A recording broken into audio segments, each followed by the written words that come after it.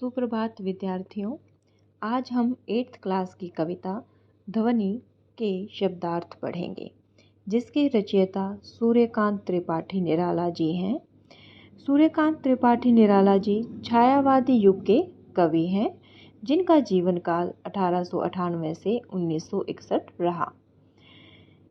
इनके प्रमुख काव्य संग्रह अनामिका, प्रिमल, गीतिका, तुलसीदास आदि रहे हैं। छायावादी युग को प्रकृति उपासक व सौंदर्य पूजक कवियों का युग कहा जाता है। छायावाद 1918 से लेकर 1936 तक 18 वर्ष चला। इस युग के प्रमुख 4 कवि हैं, जिनमें सुमित्रानंदन पंत, जयशंकर प्रसाद, महादेवी वर्मा और त्रिपाठी निराला जी रहे हैं। इनका काव्य संग्रह है प्रिमल, जिसमें यह कविता संकलित है। छायावादी कवि प्रकृति का चित्रण करते हैं।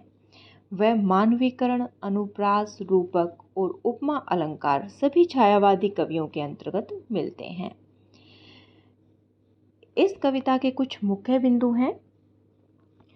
प्रकृति चित्रण, जिसमें आलंबन और उद्दीपन के साथ प्रकृति का चित्रण किया गया है। भय और आशा का द्वंद्व।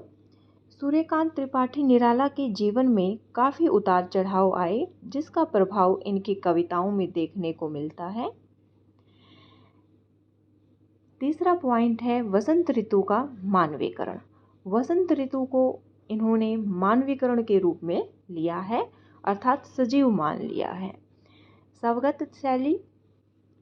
स्वगत शैली अर्थात स्वयं ये इस कविता में पात्र के रूप में रहे हैं।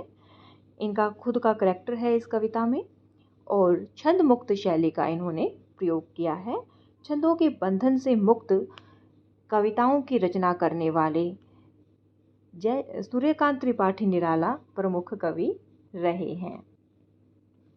इस पाठ के कुछ शब्दार्थ देखते हैं। अंत अर्थात समापन या समाप्ति। मृदुल, कोमल या मुलायम।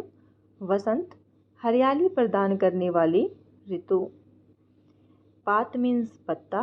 गात, शरीर। कोमल, नाजुक।